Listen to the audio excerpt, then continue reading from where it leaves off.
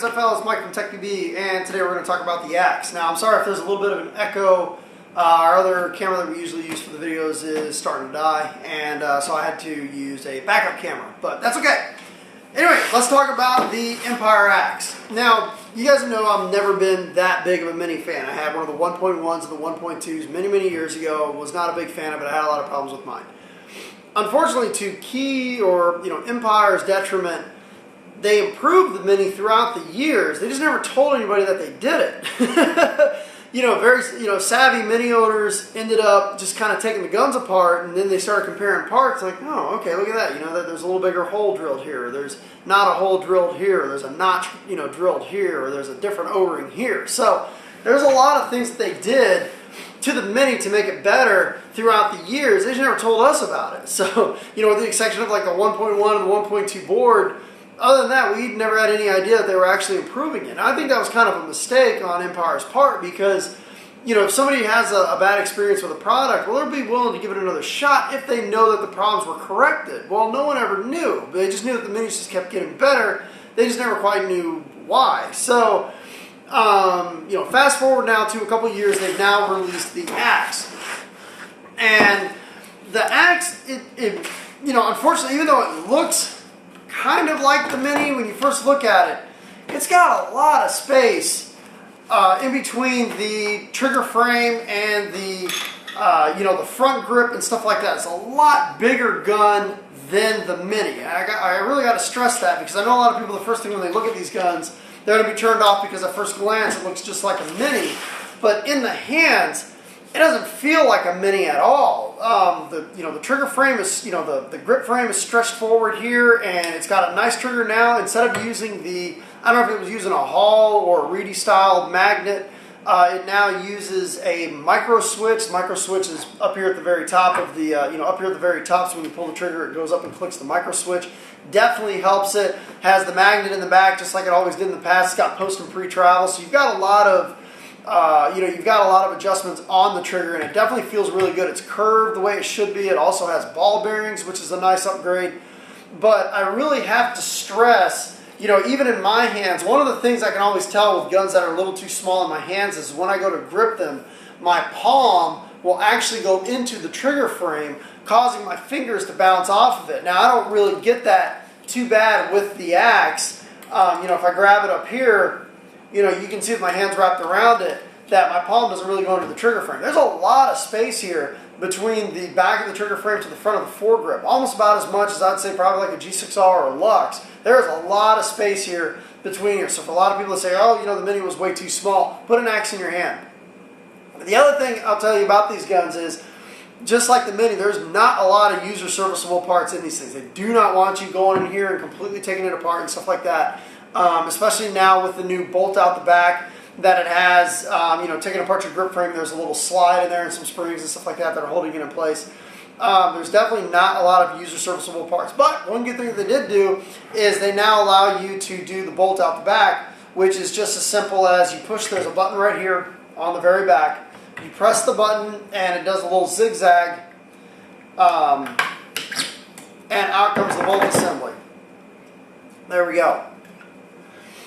And that's about it. You run your swab through it. Now, the spring is conical, so it's a little smaller on one side than it is on the other. The smaller side goes down into the bolt.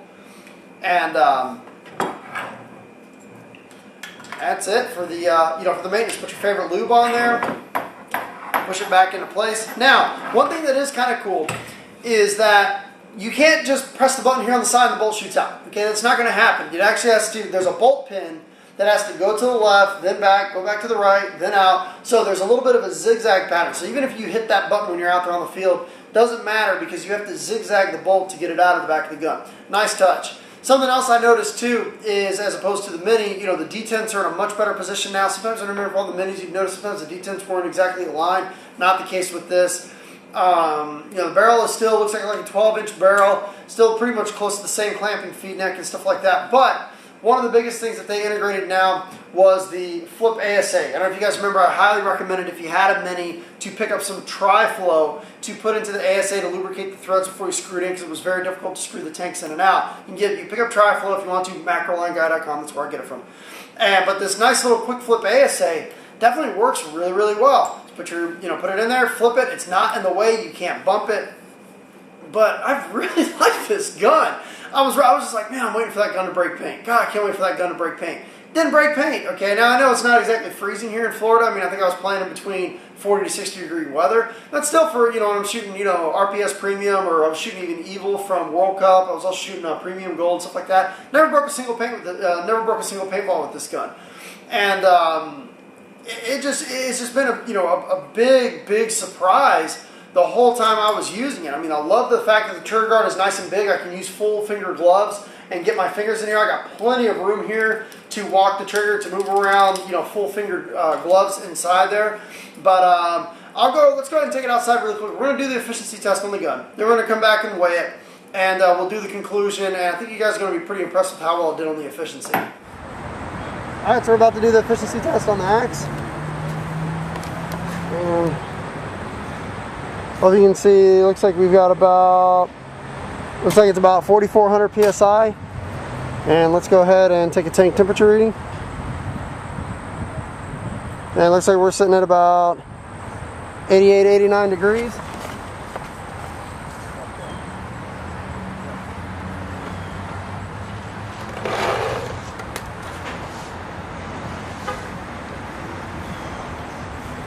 And we'll go ahead and shoot a couple over the chronograph here.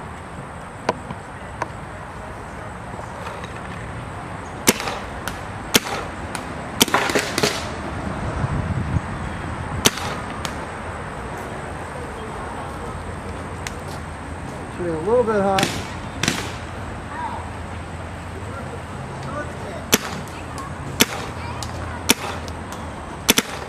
Alright, looks good to me.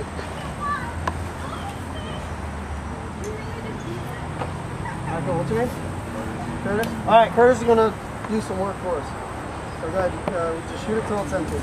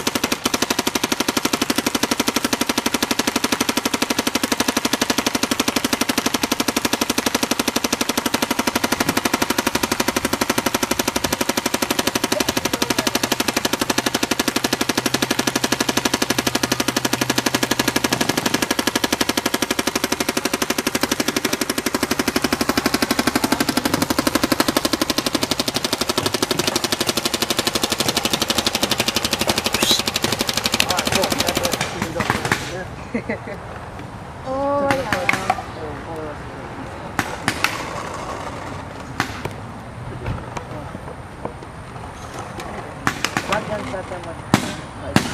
If I could afford that much. Just whipped out like I was sitting down in that.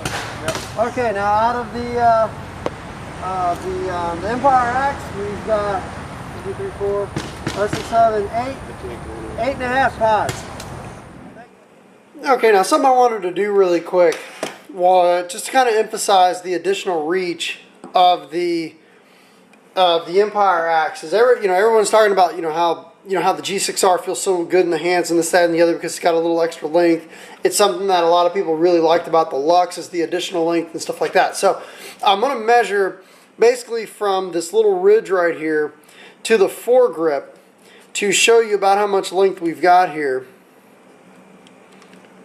And it looks like we're measuring at just about 6 1/4 inches, pretty much from about right there.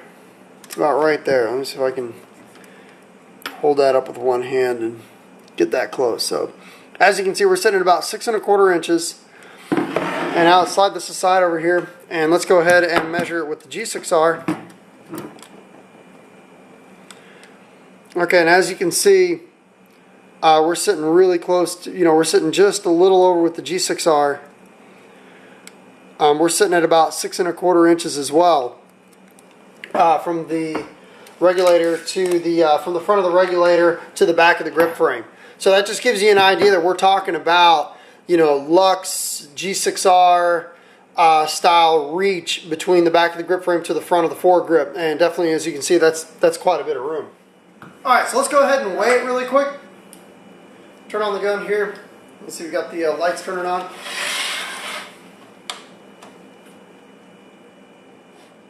We're just going to go ahead and weigh this gun really quick.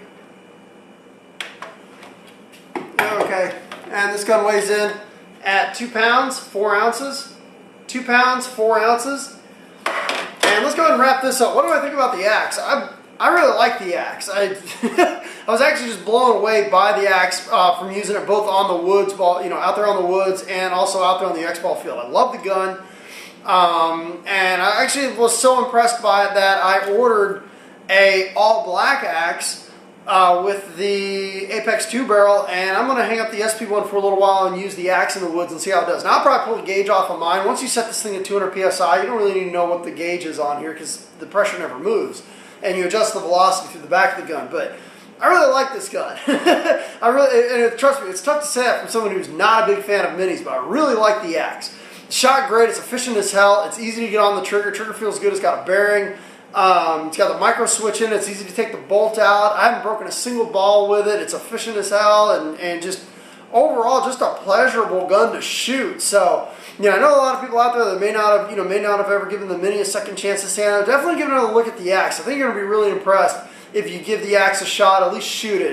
The gun shoots really, really nice. The additional weight, the extra couple ounces from the Mini to the axe definitely works to its advantages, but all I can say is I really dig the gun. So I didn't want to like this gun. I unfortunately ended up liking it enough that I'm going to be using the Living Legends. I liked it enough that I'm going to be, having one as my scenario shooter. I'll still use SP1 for the woods ball, but you're definitely going to see me using this with the out there in the scenario games. We're almost getting 11 pods on a 68 4500. Yeah, I'm all over that. Thanks for tuning in.